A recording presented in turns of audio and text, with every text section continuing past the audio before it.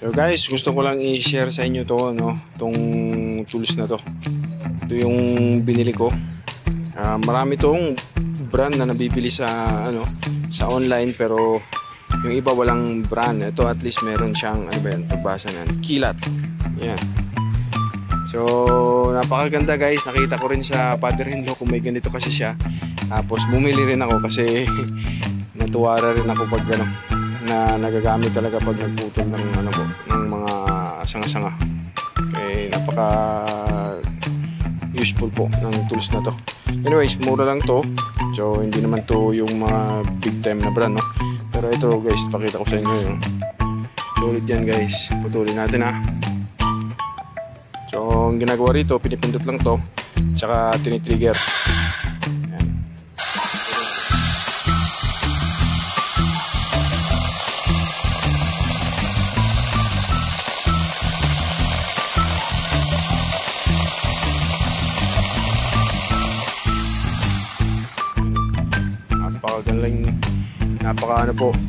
Napaka husay.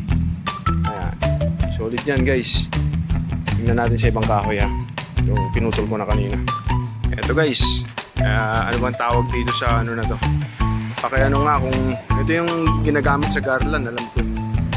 Yan, parang pine tree po. Yan, ito napakatigas nito guys. Pero subukan natin ha. Subukan natin. Dito tayo sa ito na na to, mga napagtabasan na, pero pakita ko sa inyo guys. Ito solid to, matigas yan, oh. Yan. Yan, matigas yan, hardwood. So, putulin natin guys.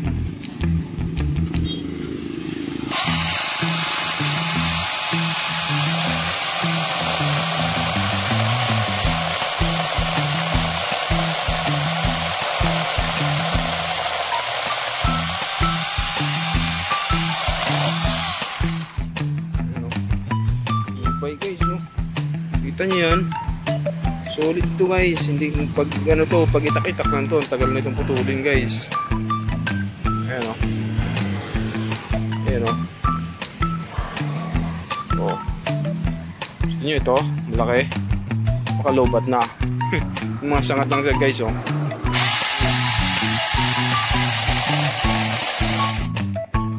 Masyadong guys, isang kamay lang kasing pinangahawak ko, kaya nahihirapan ako. But anyways, ito siya.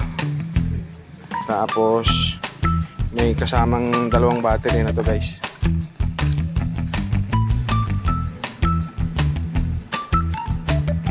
Tsaka charger itong nasa baba. Ito nga guys, subukan natin dito sa itong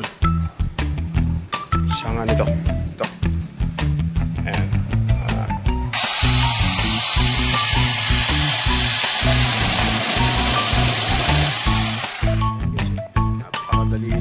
Ang maganda kasi nito, pag nagputol ka, kumbaga itong sanga na to, puputulin mo. Ayan, tirahin mo lang. O kaya ito.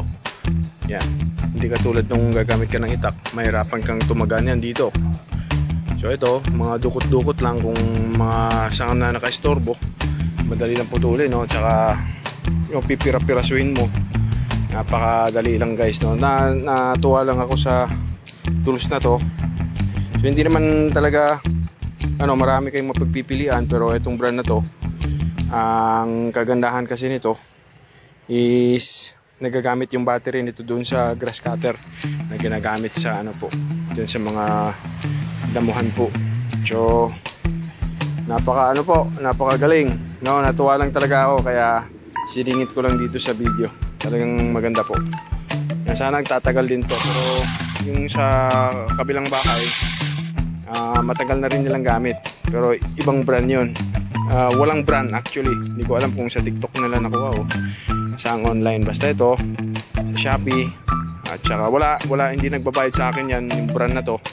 Pero talagang talagang ginagarantiya ko rin sa inyo, kasi nakita nyo naman marami na akong naputol na mga sanga dun.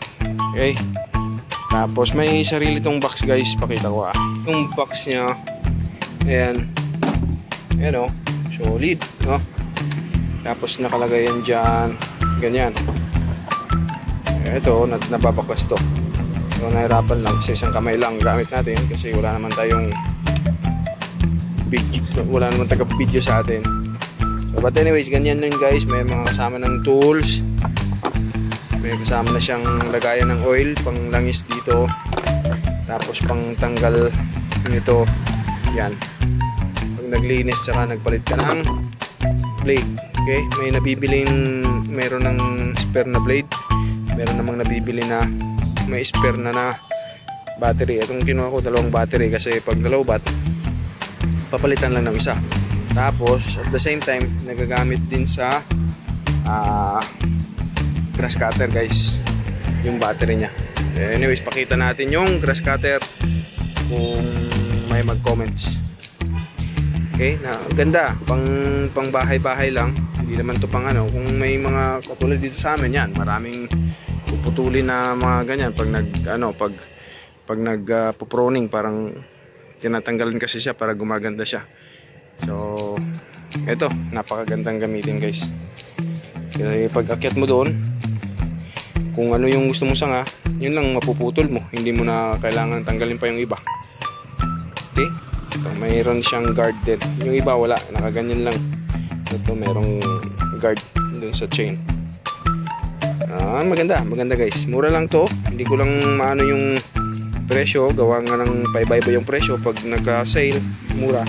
Wala pa sa 1,000, minsan nasa 1,000 mahigit, depende sa package na bibili nyo guys, kung dalawang battery o kaya dalawang chain kukunin nyo, depende sa set.